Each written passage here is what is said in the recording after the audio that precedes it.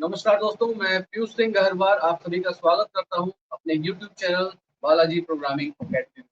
और आज के इस लेक्चर में हम डिस्कस करेंगे फ्लो चार्ट्स।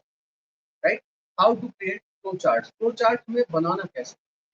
राइट, इसके पहले जो लेक्चर हमने देखा था उसमें हमने समझा था कि फ्लो चार्ट का यूज किया जाता है किसी भी प्रोसीजर के अलग अलग स्टेप्स को सीक्वेंस में दर्शाने के लिए। राइट, अगर किसी भी प्रक्रिया के विभिन्न चरणों को हमें स्टेप में क्रम से सीक्वेंस में दर्शाना है तो इसके लिए हम या तो एल्गोरिथम का यूज करते हैं या फिर यूज करते हैं फ्लो चार्ट।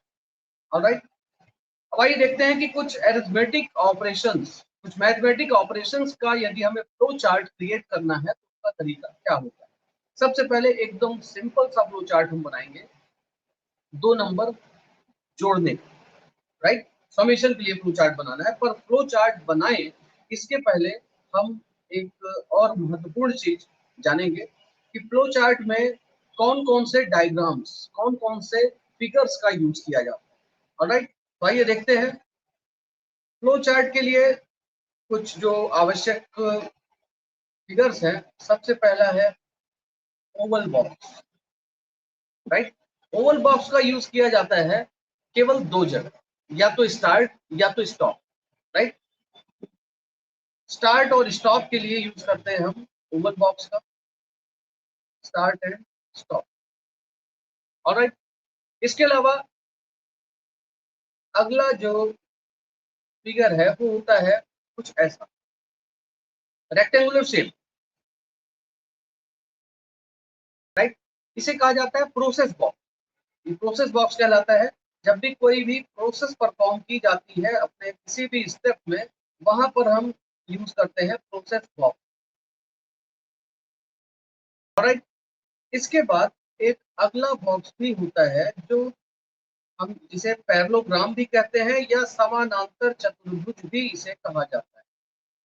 कुछ इस शेप में इसे क्रिएट किया जाता है। राइट, और इसे असल में दो जगह इस्तेमाल किया जाता है, दो जगह इसका यूज किया जाता है, या तो इनपुट लेने के लिए या फिर आउटपुट। मतलब जब हमें कोई भी डाटा प्रिंट करना हो या कोई भी डाटा इनपुट लेना हो यूजर से, यहाँ पर सिर्फ दो जगह इसका यूज होगा, या तो इनपुट के लिए या फिर आउटपुट के लिए, यानी प्रिंट करने के लिए। क्लियर। अब इसके बाद एक ऐसा डायमंड बॉक्स यूज होता है। राइट, इसके दो नाम हैं। इसको डायमंड बॉक्स भी कहा जाता है, साथ ही इसे हम डिसीजन बॉक्स भी बोलते हैं। डायमंड बॉक्स या डिसीजन बॉक्स।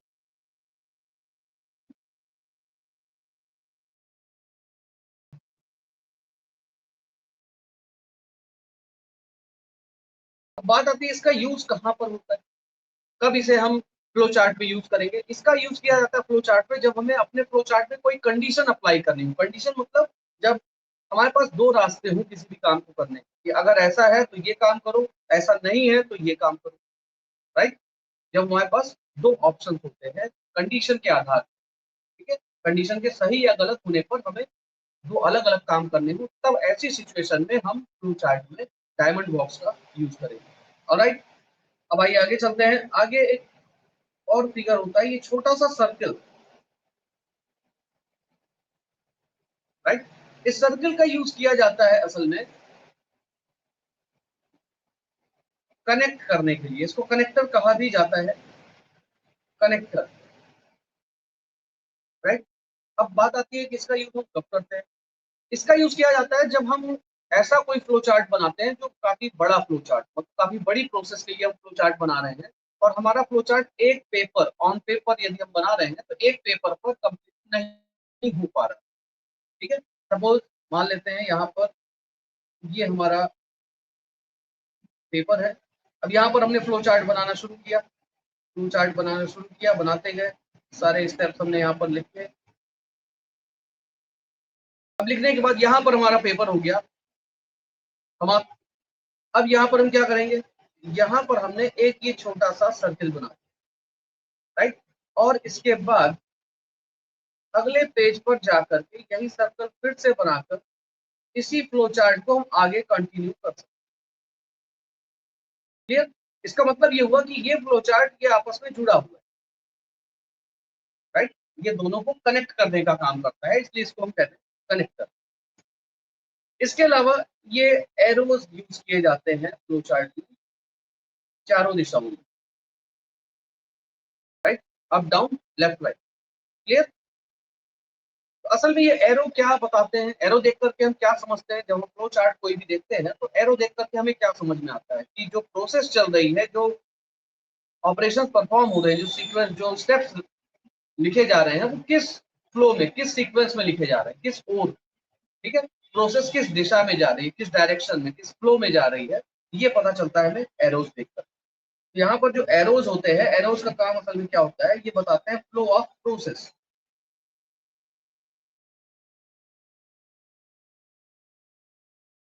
ये फ्लो ऑफ प्रोसेस बता, ऑलराइट? तो इन शेप्स का यूज करके हम अलग अलग प्रकार के अलग अलग ऑपरेशन के लिए फ्लो चार्ट क्रिएट करते हैं, ऑलराइट?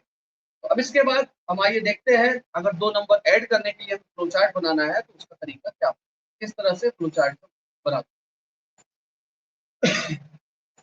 तो अब बात करते हैं, यदि हमें दो नंबर ऐड करना है तो सबसे पहले तो फ्लो चार्ट का जो नियम है, सबसे पहला जो हमारा स्टेप होगा वो होगा स्टार्ट, जो कि ओवल बॉक्स के अंदर होगा। स्टार्ट हो गया।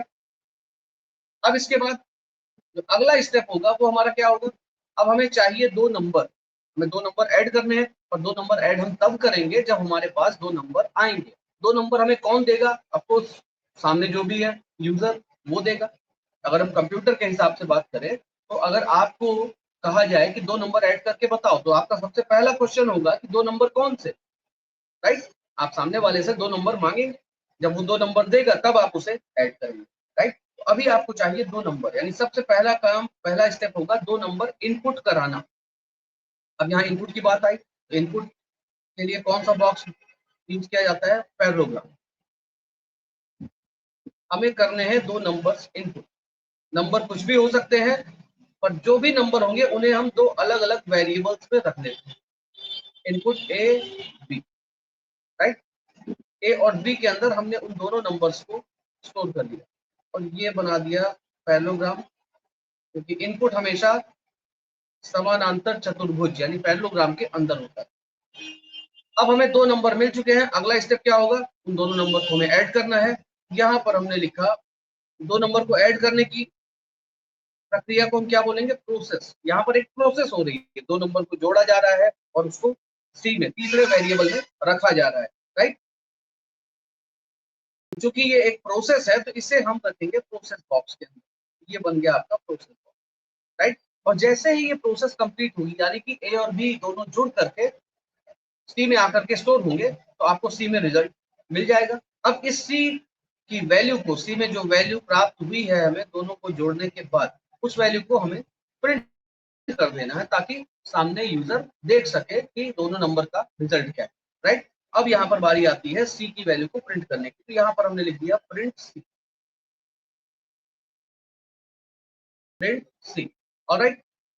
और चूंकि यहाँ पर आउटपुट दिया जा रहा है तो ये आउटपुट भी होगा पैरेललोग्राम के अंदर। इस तरह से हमने अपने आउटपुट को यूजर के सामने रख दिया। क्लियर? काम समाप्त हो चुका है। तो अब यहाँ पर हम कर देते हैं इस फ्लो चार्ट को स्टॉप। बेहद आसान है, राइट? बस आपको समझ में आना चाहिए, एग्जैक्टली सीक्वेंसेस पकड़ में आने चाहिए कि हमें कब क्या करना है। अगर ये क्लियर है, ये कॉन्सेप्ट आपका एकदम क्लियर है, ये लॉजिक समझ में आ रहे हैं, तो फ्लो चार्ट बनाना बेहद इजी प्रोसेस। ऑलराइट? अब यहाँ पर यदि हम ध्यान से देखें कि एग्जैक्टली प्रोसेस हो क्या रही है यहाँ, तो यहाँ यहाँ आपने क्या काम किया? यहाँ आपने जस्ट इनपुट किया है, जो दो नंबर्स आपको, जो रिक्वायरमेंट थी आपको ऑपरेशन परफॉर्म करने के लिए, वो आपने नंबर्स इनपुट करा दिए। ऑलराइट? अब इसके बाद अगले स्टेप में आपने प्रोसेसिंग किया है, राइट? और थर्ड स्टेप में प्रोसेसिंग कंप्लीट होने के बाद जब आपको रिजल्ट प्राप्त हो जाता है, तो आपने उसी रिजल्ट को प्रिंट कर दिया, यानी कि आउटपुट दे दिया। एग्जैक्टली यही तीन काम होते हैं हर जगह, हर ऑपरेशन में यही तीन काम होते हैं, right? Input, then process, then out. हाँ, जब बड़े फ्लो चार्ट होते हैं वहां पर प्रोसेसिंग थोड़ा सा बड़ी हो जाती है, ठीक है? एक प्रोसेस किया फिर दूसरी किया, जब कई रिजल्ट फाइंड करने होते हैं तो प्रोसेसिंग के स्टेप थोड़ा ज्यादा होते हैं, राइट। बाकी प्रोसेस असल में प्रक्रिया यही तीन होती है, इनपुट, प्रोसेसिंग, आउटपुट। ऑलराइट, चलिए आइए कुछ और हम फ्लो चार्ट बनाकर देखते हैं कि किस तरह अदर फ्लो चार्ट हम बनाएंगे। अब नेक्स्ट फ्लो चार्ट हमको बनाना है सिंपल इंटरेस्ट, साधारण ब्याज। सिंपल इंटरेस्ट फाइंड करने के लिए हमें फ्लो चार्ट बनाना है। तो अगर मैं आपसे पूछूं कि साधारण ब्याज का फार्मूला क्या होता है, आपने फोर्थ फिफ्थ क्लास में खूब पढ़ा होगा, राइट। मैथ्स में आपको स्कूल में पढ़ाया गया होगा कि सिंपल इंटरेस्ट का फार्मूला होता है simple interest equal to P into are into T upon 100, right.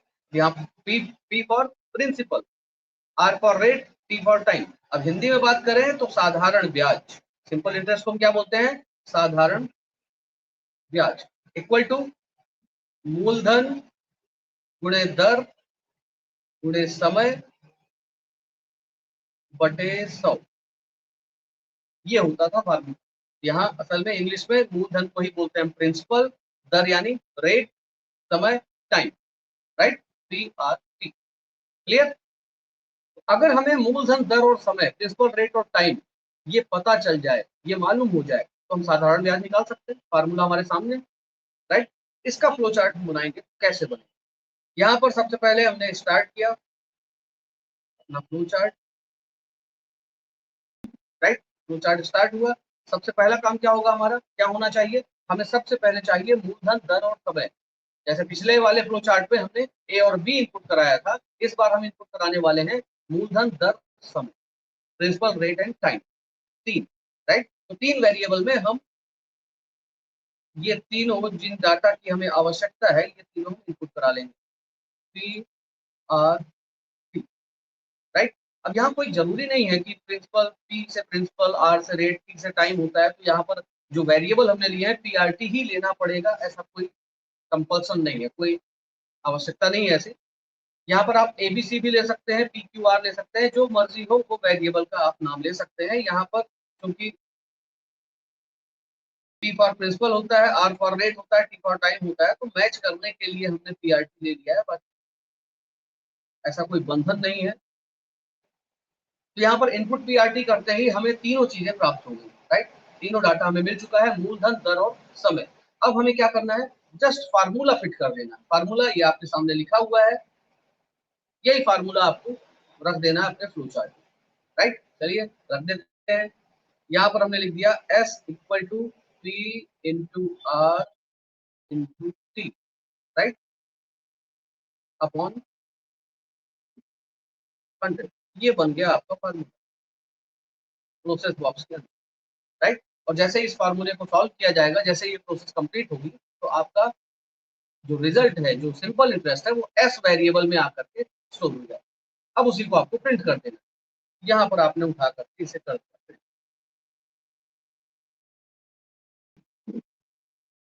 Print S, बस प्रोसेस समाप्त। तो हमने कर दिया इसे स्टॉप। क्लियर, बेहद आसान, बड़ी सिंपल सी प्रोसेस है। यहाँ भी देखिए वही तीन काम हो रहे हैं, इनपुट, प्रोसेसिंग, देन आउटपुट। यहाँ आपने इनपुट किया, प्रोसेसिंग किया, आउटपुट सामने, राइट। अब इसी तरह एक आध और बनाते हैं फ्लो चार्ट, चलिए। नेक्स्ट फ्लो चार्ट है, हमें वॉल्यूम ऑफ सिलेंडर, शंकु का वॉल्यूम ऑफ सिलेंडर यानी बेलन का आयतन, ठीक है। बेलन बोलते हैं हम इसको, सिलेंडर, बेलन या इसी को कहा जाता है सिलेंडर। आप में से जो मैथ्स के स्टूडेंट होंगे डेफिनेटली उनको याद होगा, नहीं याद है तो गलत बात है, पढ़ाई करनी चाहिए। इसे कहा जाता है बेलन,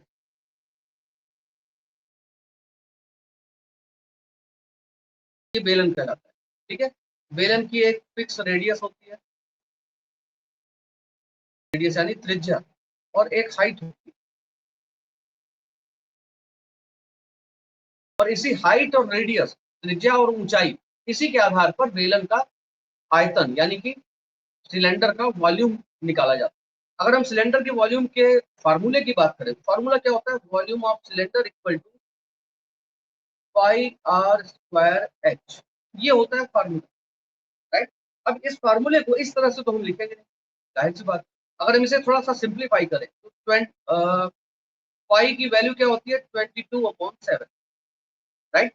इतना तो याद होगा मेरे ख्याल से सभी को। और आर स्क्वायर को हम ऐसा लिख सकते हैं आर इंटू आर, राइट, और इंटू एच भी है, ठीक है। अब ये जो अपॉन 7 यहाँ पर है इसे हम हटा करके यहाँ भी लगा सकते हैं, ऐसा एक ही बात है, बस बन गया फार्मूला। ये हो गया आपका फार्मूला, इसी को आपको फ्लो चार्ट पे रखना है।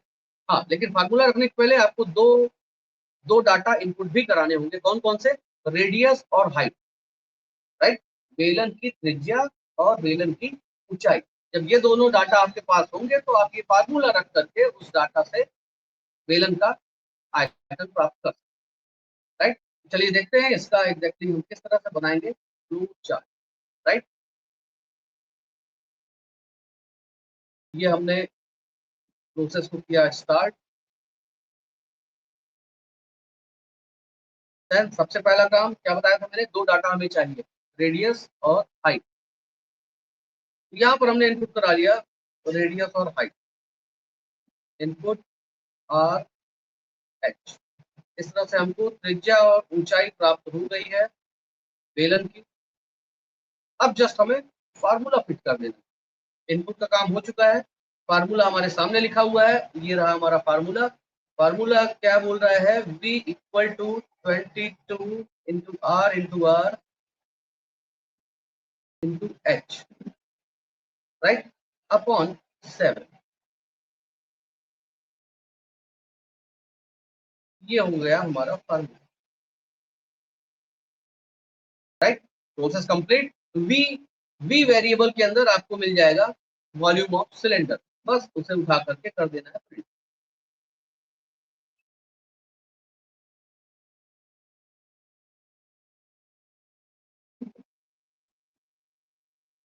क्लियर। और ये प्रोसेस हो गई आपकी स्टॉप। बेहद आसान तरीका है, यहाँ पर भी वही तीन काम हो रहे हैं, इनपुट, यहाँ इनपुट किया हमने, यहाँ प्रोसेसिंग किया और यहाँ पर आउटपुट किया, राइट। आई होप ये तीन फ्लो चार्ट देख करके आपको काफी हद तक समझ में आया होगा कि एग्जैक्टली फ्लो चार्ट हमें किस तरह बनाना है और किस क्रम में काम किया जाता है, किस क्रम में स्टेप्स लिखे जाते हैं जब हम फ्लो चार्ट क्रिएट करते हैं, राइट। चलिए एक अच्छा सा फ्लो चार्ट और देखते हैं। इस फ्लो चार्ट में प्रोसेस थोड़ा सा बड़ी होने वाली है, ठीक है। पहले ये समझते हैं कि फ्लो चार्ट का ऑब्जेक्टिव क्या है, हम करने क्या वाले हैं अपने इस फ्लो चार्ट में। इसमें हमें करना कुछ ये है कि हमें सिर्फ एक नंबर इनपुट करना है, सिर्फ एक संख्या, ठीक है। और शर्त यह है कि वो संख्या आपकी सिर्फ 2 अंकों की होनी चाहिए। 2 अंकों की संख्या मतलब 10 से 99 के बीच की कोई संख्या होनी चाहिए, राइट। मान लेते हैं आपने इनपुट कर दिया 27। 27 इनपुट करने पर आपको जो आउटपुट मिलना चाहिए वो मिलना चाहिए 72। बात समझ में आ रही है? इकाई का अंक दहाई में, दहाई का अंक इकाई में, राइट। यहाँ 2 इधर आ जाना चाहिए, 7 इधर आ जाना चाहिए। अगर आपने इनपुट किया 59 तो आपको आउटपुट क्या मिलना चाहिए 95।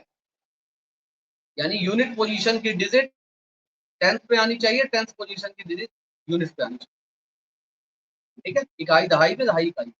कुछ इस काम के लिए हमको बनाना है फ्लो चार्ट। तो यहाँ पर मैं आपको बताऊं एक नया ऑपरेटर यूज करेंगे हम। असल में इस ऑपरेटर का यूज किया जाता है सी प्लस प्लस प्रोग्रामिंग में, सी में भी यूज होता है, जावा में भी यूज होता है और पाइथन में भी यूज होता है, ठीक है। तो इस ऑपरेटर का यूज असल में क्या होता है, ये डिवाइड करने के बाद शेष फल निकालता है। कहने का मतलब, ऑपरेटर की बात करते हैं पहले तो, ये होता है वो ऑपरेटर। नॉर्मली मैथ्स में हम इस ऑपरेटर को क्या बोलते हैं, परसेंट, राइट। और यहाँ प्रोग्रामिंग में इसको हम परसेंट नहीं बोलते, इसका नाम प्रोग्रामिंग में कुछ और ही है। इसको प्रोग्रामिंग में कहा जाता है मॉड्यूलस, या शॉर्ट में, अगर आप जल्दी में हैं तो आप इसको शॉर्ट में मॉड बोल सकते हैं, ठीक है। और जल्दबाजी नहीं है तो इसका पूरा नाम लीजिए मॉड्यूलस, अच्छा नाम। तो यहाँ पर मॉड्यूलस का यूज क्या होता है, ये शेष फल बताता है। कहने का मतलब अगर आपने लिखा 10/2 तो ऑफकोर्स ये क्या बताएगा 5, क्योंकि 5 क्या मिलता है हमें, भागफल, राइट। 10 को 2 से डिवाइड करने पर जो भागफल मिलता है वो 5 मिलता है। लेकिन यदि आपने लिखा 10 mod 2 तो यहाँ पर हमें मिलेगा 0। ठीक है, क्यों? क्योंकि जो शेष फल मिलता है वो 0 मिलता है। अगर हम 10 को 2 से डिवाइड करते हैं, यहाँ पर भागफल हमें क्या मिल रहा है? 5, लेकिन शेष फल क्या मिल रहा है? 0। ठीक है, तो जो अपॉन होता है ये क्या बताता है हमें? भागफल। लेकिन जो मॉड होता है ये हमें क्या बताता है? शेष। क्लियर? यहाँ पर हमें जो फ्लो चार्ट बनाना है, इस फ्लो चार्ट में हमको मॉड का भी यूज, मॉड्यूलस का भी यूज करना होगा। केवल मॉड्यूलस ही नहीं, ये ऐसा फ्लो चार्ट होगा जिसमें आपको मॉड्यूलस, प्लस, माइनस, मल्टीप्लाई और डिवाइड, इन चारों पांचों का यूज करना पड़ेगा। आइए देखते हैं कैसे बनेगा ये फ्लो चार्ट। तो सबसे पहले हमने किया स्टार्ट।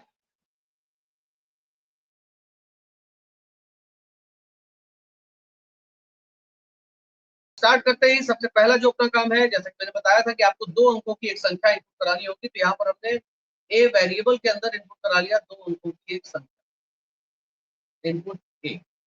और वो संख्या किस वेरिएबल के अंदर रखी हुई है? ए के अंदर। क्लियर? अब इसके बाद अगले स्टेप में देखिए हमने क्या किया, यहाँ लिखा हमने b equal to a mod 10। A के अंदर जो भी संख्या इनपुट की गई है उसे आप 10 से डिवाइड करेंगे, और 10 से डिवाइड करने पर जो शेष फल मिलेगा वो रखा जाएगा बी के अंदर। ऑलराइट, फिर आगे बढ़े। अब यहाँ पर लिखना होगा हमें a equal to a minus B.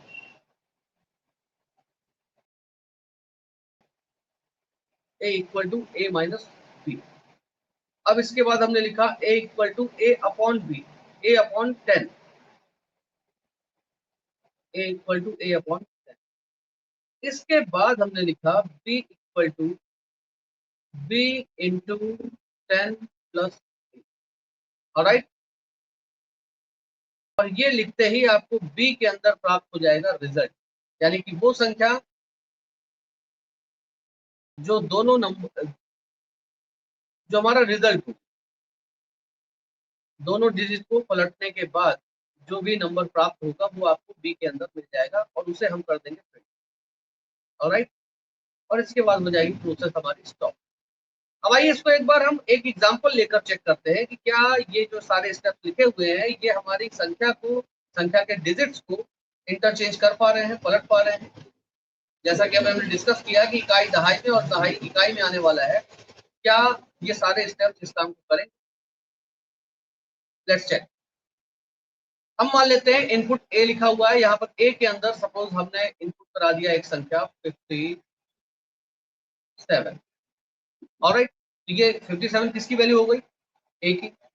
अगले स्टेप में लिखा हुआ है b equal to a mod 10, a mod 10 मतलब a की वैल्यू को आप 10 से डिवाइड करिए, जो शेष फल मिले उसको आप रखिए b में। तो अगर आप 57 को 10 से डिवाइड करेंगे तो आपको शेष फल क्या मिलने वाला है? आपको 5 टाइम्स कंप्लीटली डिविजिबल होगा, शेष फल क्या मिला? 7। 7 को हम कहाँ रखने वाले हैं? b के अंदर, यानी b की वैल्यू क्या मिल गई हमें? 7। ऑलराइट, मुझे लगता है समझ में आ रहा होगा आपको, और मजा आ रहा है कि नहीं? 100% आ रहा होगा, मजेदार चीज ही है। अब देखिए अगले स्टेप में क्या लिखा हुआ है, a equal to a minus b. अब देखिए a की वैल्यू भी आपके पास है, b की वैल्यू भी आपके पास है, यहाँ पर लिखा हुआ है a माइनस बी करना है आपको। a में से b को घटाया, 57 से 7 घटाया तो आपको क्या मिल गया? 50। राइट, और ये 50 किसकी नई वैल्यू हो गई? a की। यहाँ लिखा हुआ ना a equal to a minus b, मतलब a में से b को घटाइए, माइनस करिए, जो भी वैल्यू आए उसको a में रख दीजिए। तो अब a की वैल्यू क्या हो चुकी है? 50 हो चुकी है। अब इसके आगे स्टेप में लिखा हुआ है a equal to a upon 10, a upon 10। तो यहाँ ए की वैल्यू जैसा कि हम देख रहे हैं क्या हो चुकी है? 50। तो 50 अपॉन 10 किया गया तो हमें क्या मिल गया? 5। अब ये 5 हो गई क्या? ए की नई वैल्यू। राइट, इस तरह से ए की वैल्यू हमें क्या मिल चुकी है? 5। और बी में देख सकते हैं, बी में हमें 7 पहले ही मिल गया था, यानी जो संख्या हमने इनपुट की है उसके दोनों डिजिट हमें अलग अलग वेरिएबल में मिल चुके हैं। बी में 7 मिल गया और ए में मिल गया 5। अब आप इस फार्मूले में ए और बी की वैल्यू को रख सकते हैं। यहाँ पर क्या लिखा हुआ है? B equal to b into 10 plus a. B into 10 यानी बी कितना है? 7 इंटू 10 किया, क्या मिला हमें? 70। प्लस ए कितना हो चुका था 5, ए को हमने यहाँ पर प्लस किया तो ये क्या हो गया 75, ये 75 हो गई बी की नई वैल्यू। यहाँ पर हमने लिखा हुआ है b equal to b into 10 plus a, b 7 था इंटू 10 किया 70 हो गया, प्लस ए 5 था 5 प्लस कर दिया तो बी हो गया आपका 75, और उसी को आपने प्रिंट कर दिया तो यहाँ आपको आउटपुट मिलेगा क्या 75, और आपने इनपुट क्या किया था 57। क्लियर? इस तरह से जो भी आप 2 डिजिट का नंबर इनपुट कराएंगे उस नंबर के डिजिट्स को पलट दिया जाएगा इस प्रोसेस के द्वारा। क्लियर? तो इस तरह से बनेगा नंबर डिजिट को इंटरचेंज करने का फ्लो चार्ट।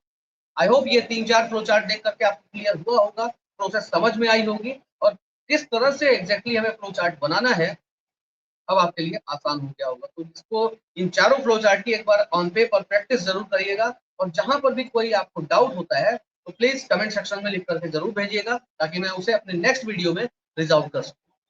और अगर आपका ये आज का वीडियो पसंद आया हो, आपको ये सारी चीजें समझ में आई हो, तो प्लीज एक लाइक जरूर करिएगा, और हो सके तो अपने सारे फ्रेंड्स को शेयर जरूर करिएगा जो प्रोग्रामिंग सीखने में interested. Okay, thank you so much. जय श्री राम।